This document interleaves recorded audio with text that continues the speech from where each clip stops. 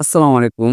তো আমাদের একটা জিমেইল অ্যাকাউন্ট অনেকদিন যাবৎ আমাদের ফোনে লগইন থাকার কারণে পরবর্তীতে কিন্তু আমরা ভুলে যাই আমরা কোন নাম্বার দিয়ে খুলছিলাম আমাদের জিমেইল অ্যাকাউন্টটা।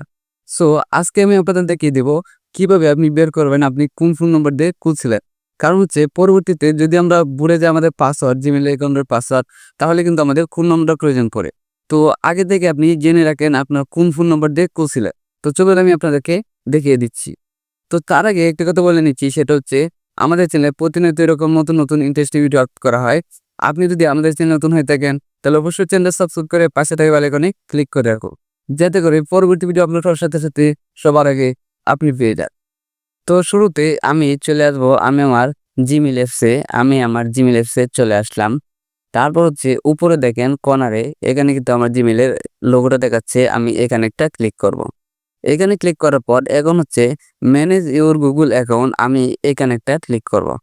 এখানে ক্লিক করার পর হচ্ছে আপনার একটু ওয়েট করতে হবে। একটু ওয়েট করবেন। এরকম ইন্টারভিউ চলে আসবে। আপনি হচ্ছে এখানে দেখেন লেখা আছে পার্সোনাল ইনফরমেশন আপনি এখানে একটা ক্লিক করবেন। সো এখানে ক্লিক করার পর আপনি নিচের দিকে চলে আসবেন। নিচের দিকে দেখেন লেখা আছে কন্টাক্ট ইনফো।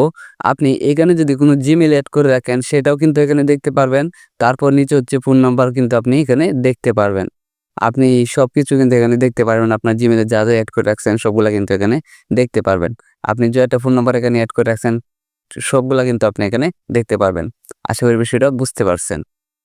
তো বন্ধুরা এভাবেই কিন্তু আপনি জানতে পারবেন আপনার জিমেইল অ্যাকাউন্ট কোন ফোন নম্বর দিয়ে খুলছিলেন। তো আজকের মতো ভিডিও এখানে শেষ করছি। দেখা হবে পরবর্তী ভিডিওতে। সে পর্যন্ত সবাই ভালো থাকবেন, সুস্থ থাকবেন। আল্লাহ হাফেজ। আসসালামু আলাইকুম।